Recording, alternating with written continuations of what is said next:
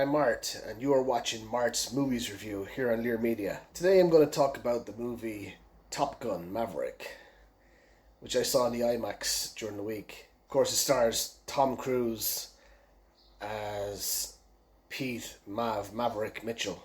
And it's a nice touch at the beginning of the film to begin with. It has Don Simpson, Jerry Bruckheimer production. There's a text intro about Top Gun. It's kind of from the original film as well, but Top Gun being set up as a Navy flight school in the 1960s. We get into the film then. We have the aircraft carrier. We see fighter planes, F-18s, on the aircraft carrier taking off and landing. We hear sounds of Danger Zone, the song from the original film Top Gun, playing. We see then one of the hangars, Tom Cruise in the hangar fixing one of the earlier models of planes from the 1940s. He's just working on the plane, and then he puts on his jacket from Top Gun and he puts his shades on. He kind of takes the cover off of a motorcycle, and it's the motorcycle from the original. And he goes off to a hangar. He's still a test pilot. He's a captain. He just stayed as a test pilot, I think after Goose's death from the original film. He just felt guilty about it. Just survivor's guilt. And he's been told that the Mach 9 program, the test pilot program, is kind of coming to an end. Ed Harris, who's Admiral in the film, Chester Hammer Kane, he wants to shut down the operations, and they won't go on to the next level, Mach 10.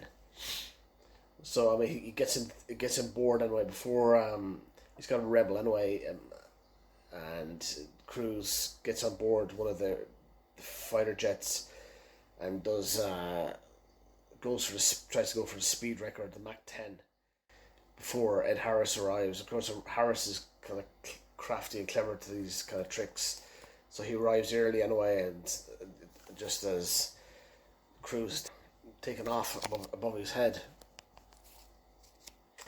Anyway, he goes for the Mach 10 anyway on the speed dial, and it's very suspenseful and thrilling in the sky watching it happen. And he gets the Mach 10 anyway, but nevertheless he's grounded. He's on the ground talking to Ed Harris, and he's been sent off to a new mission. He's gone back to the Top Gun Academy, and he's been asked to train some pilots. He's just a test pilot. He doesn't want to be training anyone. That's not what he's about. And Ed Harris is saying to him as he goes out, "We don't need test pilots anymore. We have drones." And he says, "Well, you don't need them. We're still needed. We're not gone away yet." So there's a mission on. Val Kilmer is kind of commanding the Top Gun Academy now, Iceman. But you don't see him first. We see John Hamm's character, kind of nicknamed as Cyclone. He's been told about the mission to blow up a uranium plant, and he has to fly low, fast below the radar, and bomb and get out. He's going to have to lead a team, like six people in the team and 6 reserves. There's going to be 12 training on the test program. So we see some dogfight training then, and they're having kind of challenging each other. Then there's a challenge on with Cruise. Cruise will be following them in the skies. They do kind of simulations of the training exercises for the mission. And basically they're saying to Cruise, if Cruise gets them, they'll all do 200 push-ups. And like John, for the first movie, you have this kind of need for speed. You know what I mean? Got a need for speed. And kind of just one of the sayings in this one's slogans is turn and burn. So in the cast of Top Gun Maverick, anyway, is Tom Cruise as Maverick. We have Miles Teller, who's the drummer in Whiplash. Jane Rooster, who's the son of Goose from the original movie. You have Jennifer Connelly as Penny. Glenn Powell as Hangman, John Hamm as Cyclone, Ed Harris as Chester Hammer Kane, and Val Kilmer as Iceman. And the film is written by Christopher McQuarrie, the usual suspects, and has been directing a lot of the Mission Impossible films for Tom Cruise and Jack Reacher. Like, he directed them in Jack Reacher, Mission Impossible, Rogue Nation, Fallout, Dead Reckoning Part 1 and Part 2. And yeah, he's the writer producer on Valkyrie as well. And one of my favourite films of the last 20 years. If you're into movies the last 20 years, like, one of the best films, I think it's one of the best films ever made. Not just a classic sci-fi action, but just any film, called Edge of Tomorrow with Tom Cruise and Emily Blunt. It's just an excellent film. Just a fantastic film. So we have the director of the film as well, Joseph Kosinski, who directed Cruise in Oblivion. And he came on the scene a while back making Tron Legacy. The director also worked with Miles Teller and Jennifer Connelly in Only the Brave. I like the tagline of Only the Brave. It's not what stands in front of you, it's who stands beside you. Yeah, as I say, early on we have Tom Cruise with all these badge decorated bomber jacket, and he unwraps the motorcycle. And it's cool to watch him, like, on the cycle. Of course, he's beaming smile and he's driving alongside an F-18. Yeah, in the 1980s, 1990s, I mean, Roger Ebert had kind of a formula. He wrote a formula about Tom Cruise. He liked a lot of Tom Cruise's movies, and if you watch Ebert and Siskel, he really rates him as an actor. But he had an idea about Cruise that there was different people in his life, a kind of father figure and a superior woman, and there's all these kind of little kind of formulas to his film. But Aaron Sorkin, who wrote A Few Good Men, with Tom Cruise as Daniel Kaffee, like, said about him in terms of A Few Good Men and kind of Top Gun. He said, in Top Gun, Cruise plays Mitchell, who is a hotshot underachiever who makes mistakes. Maverick Mitchell needs to rein in his discipline. Daniel Kaffee needs to let it go, finally, to see what he can do. Yeah, in the film as well, like in the earlier movie, Top Gun, you have kind of the rivalry between Iceman and Maverick. In this movie, you got the rivalry between Hangman versus Rooster. And there's nice little scene between Val Kilmer and Tom Cruise in the film. It's I won't spoil it. It's just, there's different ways they do the scene, how they work the scene, and it's well brought out in the film. And see, what we have then is we have Cyclone, who's John Hamm, kind of wants to shut down all these simulations because he thinks they're not. He has his own idea of doing it. I mean, he doesn't believe in flying low under the radar and all of that. He thinks, there's different ways you can do it. Get in, get out, and just, and he doesn't believe that the timing, that it has to be done in 2.5 minutes. He doesn't believe it's possible. So he wants to stand down Tom Cruise as the kind of leader of the team, of the mission. And we see Cruise then, he just takes off in one of the fighter jets and does a simulation as Cyclone and the rest of the trainees are watching. And he sees they can do it under 2.5 minutes. So then Cyclone's convinced and he makes Tom Cruise the strike leader. Then Tom Cruise, he picks his mission pilots, Phoenix, Bob, Rooster, Payback, Fanboy himself. He has the 6 reserves as well. And they launch the team. The team launches off the aircraft carrier, and they fire Tomahawk cruise missiles as well, which is amazing to see.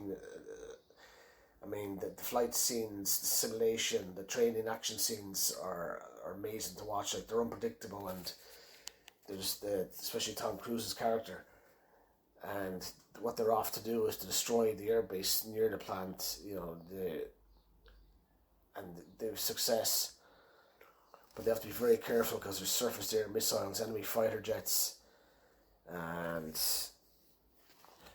Rooster gets caught in the sky anyway. They go around, they complete their mission, but they're trying to get out, and Rooster's out of ammo, and Cruise kind of goes in front of him and gets shot down.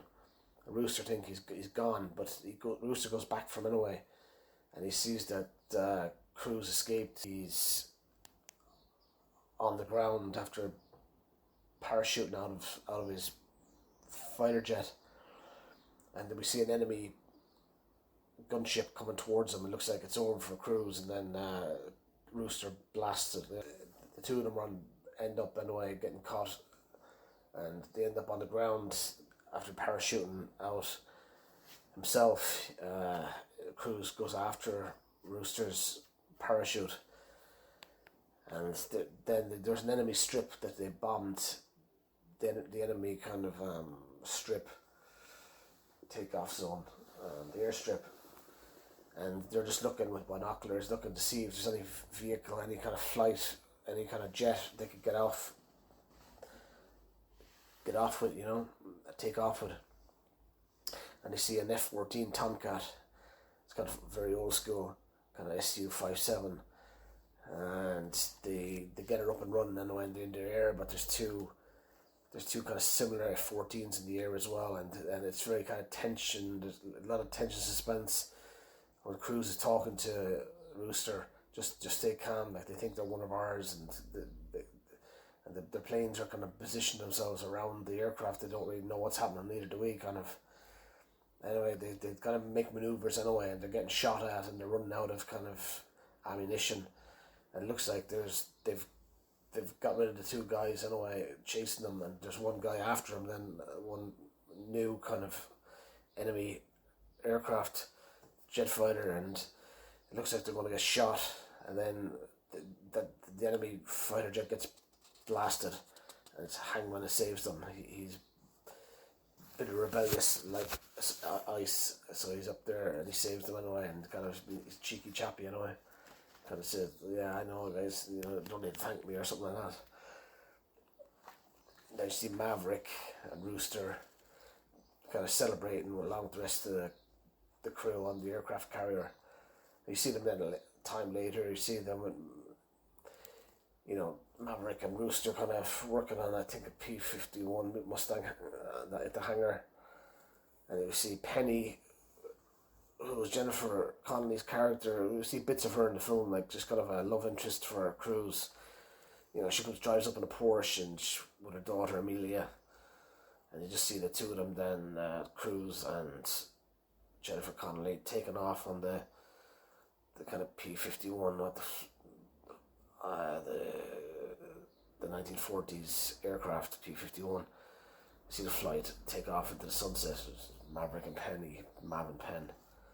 We see when Cruise comes back, he goes to the bar and he sees Jennifer Connelly's character, and there's a little kind of a musical number comes on the airwaves, comes on the radio, a musical number, and it's kind of it's put there. It's a talking point. People have mentioned it now when you watch or listen to the reviews. Some people mention it, some people don't, but it's amusing when you get it. Some people wouldn't go over people's heads, but when you watch the film and you watch Jennifer Connelly in the scene, you get it. Non-cliched scenes in the film as well, like Connelly is her own woman and she does her own thing. She's in charge of the bar, and she has her daughter, and she just wants to go out in the water as well. Like, she's in charge of the boat as well, and she's having to show Cruise how to put up the sail and how to work a boat as well out in the water with the wheel and everything. I recommend the movie Top Gun Maverick to go and see. I'd go and watch it in IMAX if you can. It's a great experience, and the visuals, the screens is longer, wider, and the visuals are great to see, especially the aircraft scenes. And when the aircraft scenes really kind of hit home, it's when they really feel it in your gut. It's when the planes go up at very up high, like they go up high and you go straight up, and you see kind of the person in the cockpit just looking at you, like they're going straight up in the air. Like, it's really kind of wild. Yeah, just the maneuvers in the planes as well, especially going around on the simulation training courses and then the real flight mission. So thanks for watching this review of Top Gun Maverick here at Lear Media. You can like this review and click the red button on the right hand side of this video, and you can watch more of their videos up on YouTube, Facebook, Twitter, and the rest of the social media outlets. Talk to you next time.